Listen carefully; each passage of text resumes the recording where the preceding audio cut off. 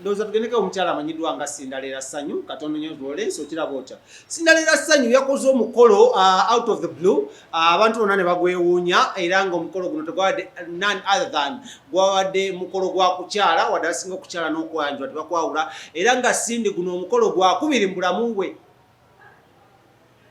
Wadde okimanyi Lawrence Sindi yakakyaza abakyala mu maka g'abazadde be nero se wakubye omupiira baba maanyi yakakyaza abakyala abasajja babiri oli gwalinamu omwana w'emyaka agendoza emyaka 10 nono amanyiddwa nga Prince Joel Okuyo era ngono muzanyi wa firimu producer wa firimu wane Uganda ebina Uganda byesanga kuyita bina Uganda firimu ez'amaanyi nnyo era nga featurinze mu series nyingi nnyo era nga munnange ezimu kwezera bako nasaako ne kine enviiri kwa juli ayinanga dreadlocks. Prince ono munnange musajja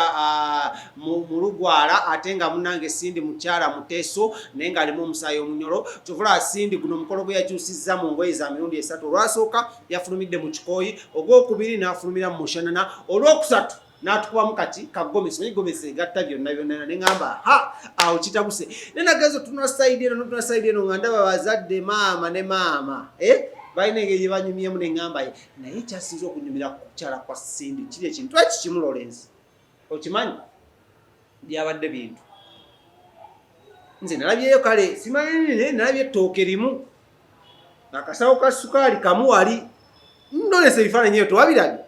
wadde Sindi tewatuyise naye okukyalako twakulabe kati katulinde okwanjula naye Lawrence okimanyi muno abantu abasinga mu Uganda beyanjula bekyaza lindako ebyo bya Dr. Hamuza byakomawo Bad Black akawe empeta yagiguze kugamba abantu ba Uganda basebu Uganda mwine ennaku naye kya Sindi kyo it will end in joy and happiness and celebration katika nkulageko ku some of the pictures betwasobodde okufunako ne bu video bumu katase videos osokubanga ozirabako nga twogerako n'omukyala amanyiddwa nga Sindalera Ssanyu. Tomorrow we'll be looking out for an exclusive interview tugikutuuseko osokubanga twogera ne Sindalera Ssanyu ate atunyonyole okukyalako ekwabadde then tukoma tujja kwa tugenda mu masomo amanyi nnyo tovaawo.